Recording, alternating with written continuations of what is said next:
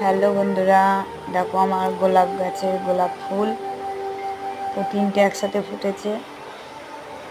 শীতকালে তো বেশি হয়, গরমকালে কম হয় ফুলটা। একসাথে 3টে ফুটেছে। আর এই হলুদ গোলাপ তো খুবই হয় 12 মাস, মানে একসাথে 8টা 10টা করে হতেই থাকে। এইগুলো শুকিয়ে যাবে, ডাল ভেঙে দেবো, আবার হবে। তো এই গোলাপের এত উঁচু হয়েছে, ডাল ধরে নিচু করে তোমাদের দেখাচ্ছি। প্রচণ্ড বড় উঁচু হয়েছে, আমার থেকে অনেক বড়। দেখো কেমন হয়েছে। আজকে রান্না হয়েছে মাংস আর চাটনি করেছি, আর কিছু করিনি। তো তোমরা দেখো কেমন হয়েছে, কমেন্ট করে জানিও কেমন হয়েছে, ফুলটা কেমন হয়েছে, মাংসটা কেমন হয়েছে। দেখে খেয়ে তো আর বুঝতে পারবে না, দেখে বলো।